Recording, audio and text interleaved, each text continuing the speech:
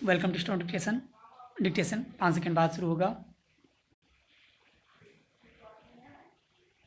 Ready, start.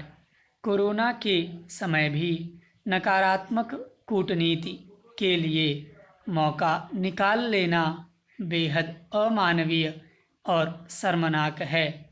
Pakistan 31 मई के बाद से ही अपने यहाँ स्थिति भारतीय दूतावास के अधिकारियों कर्मचारियों को परेशान करने में जुटा था। सोमवार को यह सूचना भी आ गई कि 2 भारतीय दूतावास कर्मी लापता हैं, जो पाकिस्तानी खुफिया बल इस्लामाबाद में भारतीयों को कभी अकेला नहीं छोड़ता। वह उनकी तलाश की कोशिश का दावा कर रहा है। पाकिस्तान का भारतीयों के प्रति जैसा निर्मम व्यवहार रहा है, उसे देखते हुए भारत को कड़ा रुख अपनाना ही चाहिए। कोरोना के समय में पहली बार नई दिल्ली स्थित पाकिस्तानी दूतावास के प्रभारी अधिकारी को बुलाकर यथोचित आपत्ति दर्ज कराई गई है।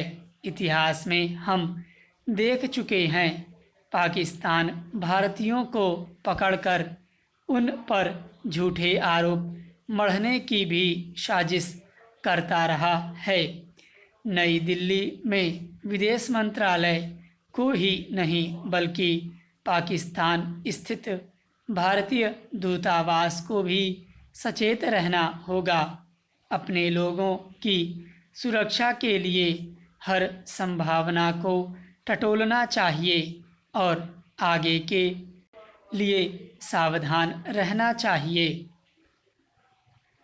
पाकिस्तान के ऐसे व्यवहार की वजह है 31 मई को ही 2 पाकिस्तानी दूतावास कर्मियों को भारत छोड़ने का फरमान सुनाया गया था। ये दोनों पाकिस्तानी एक भारतीय दस्तावेज लेते हुए और बदले में पैसे व फ़ोन देते पकड़े गए थे। पकड़े जाने पर इन्होंने खुद को भारतीय नागरिक बताया, लेकिन पूछताछ में उनकी कलई खुल गई। उन्हें भारत छोड़ना पड़ा। कूटनीति में बदला बहुत चलता है, जिसमें पाकिस्तान शुरू से माहिर है।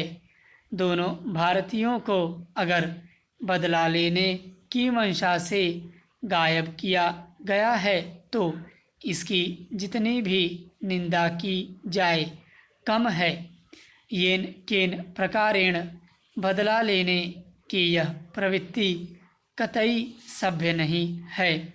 इसमें जो बदनामी होती है उसकी परवाह अब पाकिस्तान को करनी चाहिए।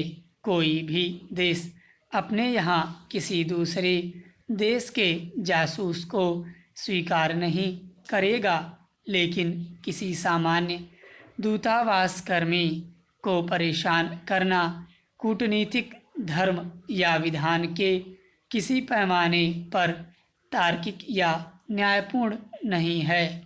बहुत दुखद है, कोरोना के समय भी घुसपैठ की कोशिशें जारी हैं।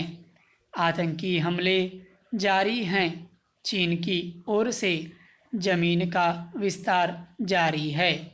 नेपाल की ओर से नक्शा बदल जारी है। केंद्रीय मंत्री नितिन गडकरी ने सही कहा है कि हम चीन या पाकिस्तान से जमीन नहीं चाहते, केवल शांति चाहते हैं। वाकई भारत ने कभी किसी की जमीन पर नया या अनर्गल दावा नहीं किया। जो उसका हिस्सा है उसी की रक्षा के बारे में वह सोचता रहता है। हमें हर कोण से सोचना होगा।